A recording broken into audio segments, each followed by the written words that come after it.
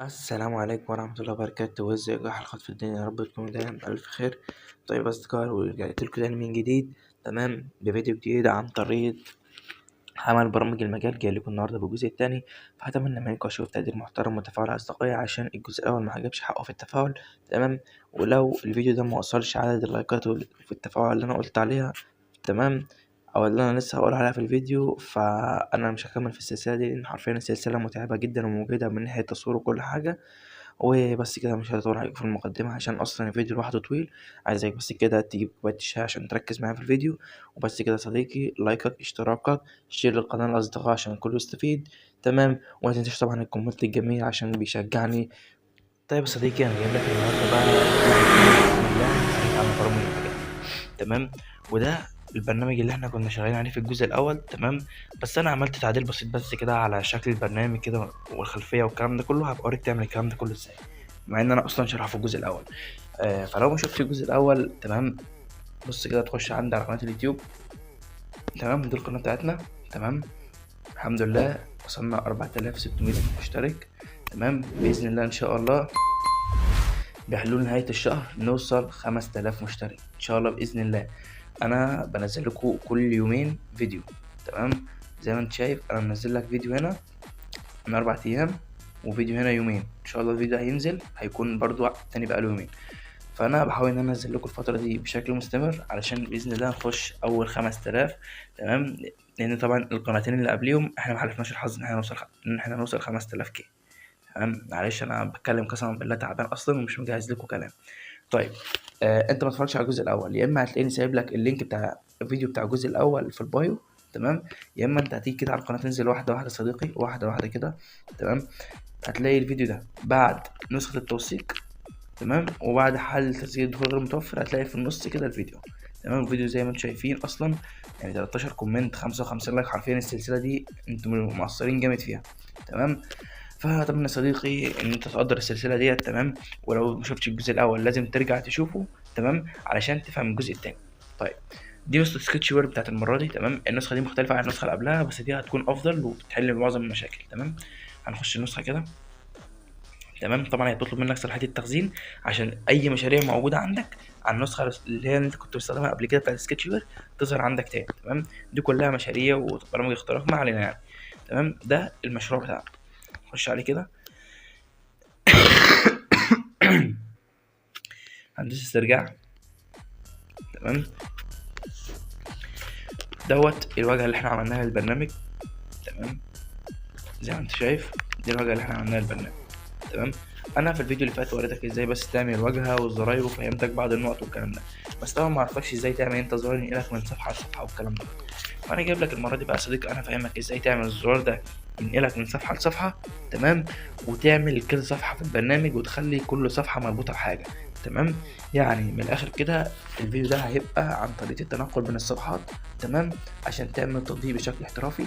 وان شاء الله الفيديو الجاي لو كمان في السلسله ولقيت دعم منكم على السلسله هيكون طريقه عمل صفحه معلومات المطور، وبعدها الفيديو اللي بعديه هيكون طريقه عمل باسورد للتطبيق، تمام. ازاي تعمل صفحه الباسورد والكلام ده كله، تمام.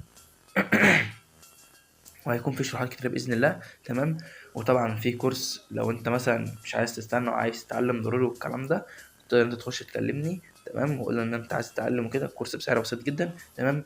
وفي كورس تاني في اي بي بحط فيه يعني بعض المؤثرات والكلام اللي انت بتشوفه يعني في البرامج بتاعتي، بتلاقيها مختلفة، فيها الوان مموجة، فيها حاجات كتيرة قوي. كل ده هعلمه لك واحدة واحدة، تمام. وبس كده بقى نخش على الفيديو بتاعنا. احنا دلوقتي في الصفحة دي، تمام. اول حاجة عشان تبدأ تنشئ الصفحات يا صديقي، انت هتدوس على السهم اللي هو اللي تحت ده، هنا ده، تمام. ومن علامة الزائد دي بتعمل الصفحات بتاعتك، تمام. انا هحاول بقى ان انا اختصر لكم في الشرح شوية عشان الفيديو يعتبر وصل ل5 دقايق واحنا لسه مش عملناش حاجة، تمام. طيب، علامة الزائد دي بتقدر انت تضيف منها الصفحة، تمام. اول ما بتدوس عليها بتظهر لك الواجهة دي، تمام. اول حاجة هتعمل اعدادات لوحة المفاتيح اللي هي ديت، تمام. توجيه الشاشة برضو هتبقى دي، تمام. وهتسيب التانية اللي هي اكتيفيتي دي زي ما هي، تمام. تعمل كده، تمام. طيب، عندك هنا صديقي التول بار، تمام، اللي هو بيبقى المنطقة الزرقاء دي اللي بيبقى فيها هنا كده اسم التطبيق، بس سهم الرجوع ده مبيبقاش شغال عشان تبقى واخد بالك، تمام. ده ليه ايفنت لوحده، تمام. وعندك السيستم بار اللي هي القايمه اللي فوق، او اللي هو زي عندي كده في الجهاز، تمام، اللي يبقى موجود في الاشعارات والكلام ده كله، لو عايزها تبقى مختفيه او موجوده. تمام. انا شخصيا بحب ان انا اشيل التول بار بس واسيب دي كده. تمام. هتحط بقى الاسم، اهم حاجه كل صفحه تعملها باسم. انا عامل صفحه قبل دي، تمام، فهسمي دي مثلا صفحه الباص، تمام. دي اي اس لازم أن تكون حروف كلها سمول، ويكون مش اقل من 3 حروف، ودوس اضافه. تمام. والصفحه دي هعدلها، بس مش هينفع ان انا اعدل على الاسم بتاعها، هخلي افعل الستايل بتاعها ودوس حفظ. تمام. دي الصفحه الرئيسيه اللي البرنامج هيفتح عليها، ودي صفحه المطور، ودي صفحه الباسورد. طيب هنعمل بقى الصفحه اللي هي الريس، اللي هي الصفحه الرئيسيه. تمام. نحط نفس الاعدادات ونكتب هنا ريس. تمام. وتدوس كلمه اضافه. تمام. دي كده المفروض الصفحه الرئيسيه بقى اللي هيبقى فيها اسم ايا يكن اسم التطبيق فوق مثلا، وفيها بقى ايه قسم واتساب تليجرام فيسبوك والشغل ده كله. تمام. تمام. طيب هنبدا ان احنا مثلا نرجع لصفحه الباص، او خلينا في الصفحه دي. تمام. اول حاجه صديقي هتنزل بلينر في. تمام. هتعمل العرض بتاعه ماتش برنت. انا منزل لك النسخه دي عشان النسخه دي متعربه، تقدم قدام شويه تخش على الحواف الداخليه، عشان برضو انا على قد ما اقدر هحاول ان انا اقلل لكم المونتاج في الفيديو ده عشان الناس تعرف تفهم الشرح. تمام. وانا برضو بتكلم وبقول لك على اسم الحاجه عشان تعرف تحددها وتعرف انا بقول لك عليها.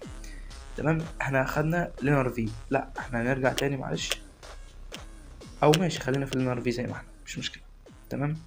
وبعديها هتبدا تجيب تكست فيو. تمام.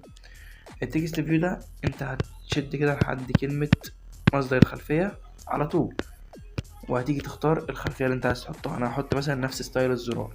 تمام. وبعدها بترجع واحده واحده. اول حاجه بتعدلها لون النص. تمام. بعديها منظر النص خليها، بص، الحاجات دي انا كنت شارحها قبل كده. بولد يعني اللي هو عريض، وليتل يعني اللي هي ناقل، ودي بيعمل الاتنين. تمام. انا خليها الاتنين.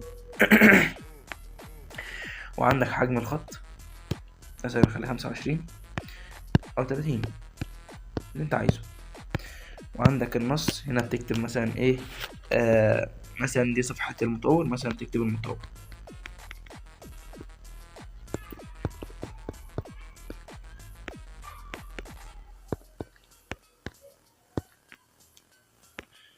فاهم؟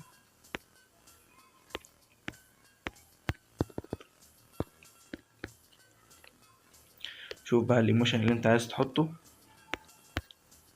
او مش عايز تحط ايموشنات عادي. عامة انا منزلكوا كيب زخرفة رايق في شوية ايموشنات تاتش. تمام. تمام. وبعدها بتخش على جاذبية التخطيط، بتختار اللي هي سنتر، اللي هي تالت واحدة واخر واحدة. تمام. عشان تخلي اللي هو دوت اللي هو الباك جراوند، او عامة التكست ده كده لما بتعمل جاذبية التخطيط دي بتخلي التكست ده في نص الشاشة، والجاذبية دي بتخلي الكلام هو اللي في نص الايه، بتاع الزرار. تمام. الحواف الخارجية دي طبعا لو انت عايز تنزل الزرار تحت بتدوس على بتشيل كل دي، وهنا لو انت عايز تنزله تحت، عايز تطلعه فوق، عايز تجيبه يمين، عايز تجيبه شمال. تمام. تمام. بتخش على الحواف الداخلية بتخليها صفر. تمام. انا مش هحاول ان انا اخلي الفيديو ما يطولش عن كده. بتخش على ارتفاع، بتعمله الارتفاع اللي انت عايزه. انا شخصيا بحبه 60. تمام. انت اللي يريحك، فاهم؟ والعرض بقى عايز اظن يعني بتبقى حلوه كده، عايز تخليها مثلا اي رقم تاني او اي مقاس تاني، عايز تقص العرض براحتك. تمام. تمام. طيب بعدها بتدوس بقى على الخلفيه دي على اللينر، وتشد كده وبتبدا انك تحط خلفيه ليه، وليفترض مثلا هي دي الخلفيه. تمام. والمفروض بقى ان انت هنا طبعا في صفحه معلومات المطور تقدر تحط ان انت هنا مثلا ايقونات وتواصل مع المطور، وايقونه يوتيوب، وايقونه تليجرام هنا كده وكده، فاهم؟ والشغل ده كله. طيب احنا دلوقتي ده مش هدفنا، احنا هدفنا طبعا زي ما انا قلت لك ان احنا ايه، عرفت ازاي تعمل بلوك انتقال من صفحه لصفحه والكلام ده كله. تمام. هروح اجهز بقى الصفحات وارجع لكم تاني. طيب يا صديقي انا كده يعتبر عملت الصفحه دي. تمام. اللي احنا كنا عاملينها سوا، وصفحه الباسورد برضو عملتها.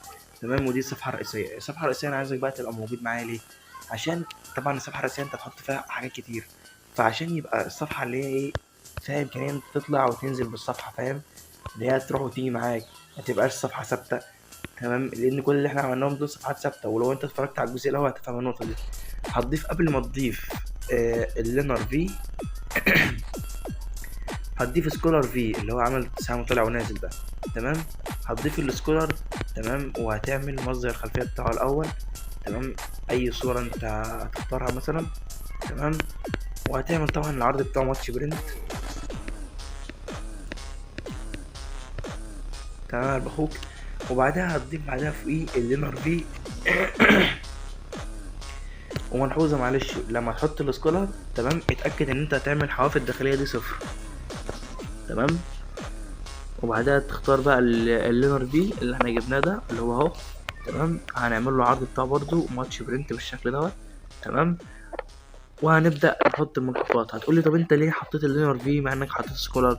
اقول لك يا صديقي ان اللينر في بيديك امكانيه تحط انت ايه حاجات على الصوره والكلام ده، لكن انت لو حطيت السكولر بس هتيجي اول ما تحط حاجه هتلاقي عامله لك كده. الزرار هتلاقيه بالشكل ده، هتحاول تظبطه طول وعرض مش هينفع تحط زرار جنبه هيعمل لك كده، هيبقى الزرار بالشكل ده، فاهم؟ المهم يعني هنجيب الزرار اهوت، انا بس الزرار عشان يبقى الموضوع سهل بالنسبه لنا. تمام، وهنا بقى هتبدا انت تضيف بقى، يعني انت مثلا هتضيف مثلا وليكن ده اسم التطبيق، هتضيف هنا بقى الاقسام مثلا قسم كذا قسم كذا قسم كذا وهكذا بقى. تمام، وانت نازل. تمام، انا دلوقتي هرجع بقى للشرح الاساسي بتاعنا، وهو ان انا اوريك ازاي تعمل بلوك انتقال. تمام، انا مثلا عندي الزرار اللي هو جو تو اب ده اللي هو ايه دخول التطبيق، هدوس عليه كده، هدوس على كلمه الحدث وادوس على بلوك. تمام، عشان ابدا اضيف حدث. طيب الحدث البلوك اللي هنحتاجها اول حاجه انت هتدوس على المكعب ده كده. تمام، وهتدوس على المكونات، وهتدوس على اضافه مكون اللي هي دي كده. تمام، وهتضيف اللي هو الانتنت ده. تمام، وهتكتب اسم المكون حرف الاي سمول. تمام، بس اهم حاجه ميكونش فيه اي زخرفه. ونصيحة يا أصدقائي بلاش تستخدموا الزخارف اللي هي بتبقى زي كده في البرنامج، لأن الحاجات دي ممكن تعمل ايرور في البرنامج. تمام، عايزين يا جدعان أي زفت عربي.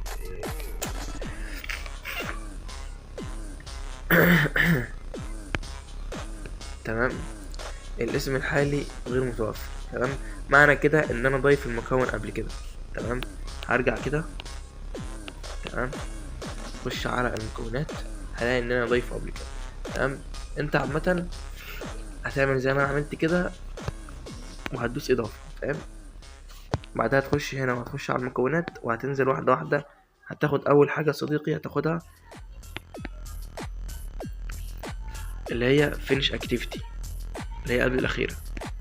تمام، بعديها هتلاقي مكون الانتنت اللي احنا ضفناه اهو، انتنت اهو. كل اللي تحت دي اوامر انتنت.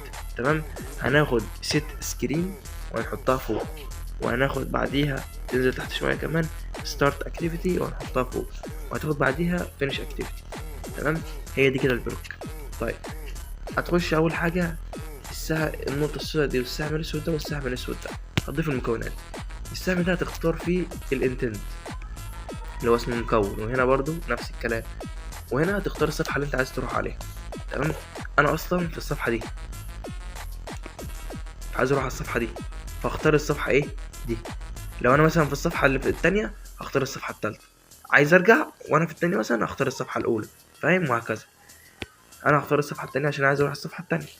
تمام، وبعديها هدوس على البلوك دوسه مطوله وادوس كلمه تجميع واسميها مثلا الانتقال. فاهم؟ علشان مش كل مره تقعد تعمل بلوك تاني. تمام، كده المفروض الزرار ده دخلنا على الصفحه التانية. اخش انا على الصفحه التانية، ادوس على زرار المطور واحط له حدث. تمام، واجيب انا بالتجميع على كلمه الانتقال اللي احنا عملناها دي اركبها تاني عشان تكون اسهل ليك، وادوس كلمه باص اكتيفيتي عشان يودينا على الصفحه اللي بعدها. واتاكد ان انا ضايف المكون، يعني بعد ما بتحطها بتدوس على السهم دوت والسهم ده برضه عشان تتاكد كده المكون مش موجود. اخش على المكونات وادوس على اضافه مكون واجيب الانتنت واضيفه بالشكل ده واكتب حرف الاي وادوس اضافه. كده تم اضافه المكونات. تمام، هقوم جاي دايس على السهم الاقي الاي موجود، وهنا برضه الاقي الكلام ده نفسه. تمام، هرجع اخش بعديها على صفحه الباسورد، اخش على الزرار ده واعمل له انكلوك. اي زرار انت بتخصصه الحاجه اللي انت عايزها. تمام، سمي الزرار بالاسم اللي انت عايزه وخصصه الحاجه اللي انت عايزها، تخليه يودينا على الصفحه الرئيسيه. تمام. واضيف على المكونات، اضيف مكون الاي اللي هو الاندنت بتاعنا، ده مكون الانتقالات والكلام ده كله. تمام كده يا باشا انا خلصت طريقة عمل انتقالات. هتدوس بقى بعدها على كلمة تجميع دي. تمام. وهنا يا صديقي التجميع بياخد معاك وقت، بيكون يعني من دقيقتين ل5 دقايق في الحدود دي. تمام، على حسب اللي انت ضايفه في البرنامج قد ايه. فانا هوقف الفيديو لحد ما البرنامج يتجمع وبعدها ارجع لك. صديقي ما ظهرليش اي اخطاء والتطبيق اتثبت معايا. تمام، لو ظهر لك اي اخطاء فاتمنى منك انك ترجع للجزء الاول تسمعه كويس، تركز في الكلام، وبعدها تسمع الفيديو بتاع الجزء التاني، وان شاء الله اي خطأ هيظهر لك اكيد انت هتلاقي الغلطة اللي انت عملتها. هطلع بقى واخش على التطبيق كده. تمام، المفروض الزرار بتاع جو تو اب ده يدخلنا على الصفحة اللي هي بتاعة المطور اهو. هدوس على المطور هيدخلنا على الصفحة بتاعة الباسورد، هدوس على دي هيدخلنا على الصفحة الرئيسية. تمام اهو زي ما انت شايف دي الصفحة الرئيسية اللي احنا عاملينها. وبس كده صديقي، اكون انا كده شرحت لك البدايه. تمام، ان شاء الله الفيديو الجاي هعرفك ازاي تعمل صفحه المطور دي تخصصها ليك بالكامل. تمام، والفيديو اللي بعده زي ما قلت لك. وبس كده صديقي، اتمنى تكون اتفرجت على الفيديو لحد اخر واستفدت. تمام، ممكن انا ما قلتلكش بس عامه نسخه السكتش هتكون معموله بباسورد. تمام، اتمنى منك بقى كده اللايك الجميل، الاشتراك، تمام، تروح على اخوك، كومنت محترم، وشير الفيديو لاصحابك اللي عايزين يتعلموا. تمام، واهم حاجه صديقي ما تنساش في كورس فايبر لو عايز تشترك فيه. تمام، وكمان خد عندك الرقمين بتوع الباسورد، او عامه خد الاربع ارقام كلهم هيكونوا 5555. تمام، وهسيب لكم طبعا بعض الملحقات والازرار اللي انا بستخدمها. تمام، في ملف برضه. وبس كده صديقي، وصلنا لنهايه الفيديو. اشوفكم على خير. سلام سلام سلام.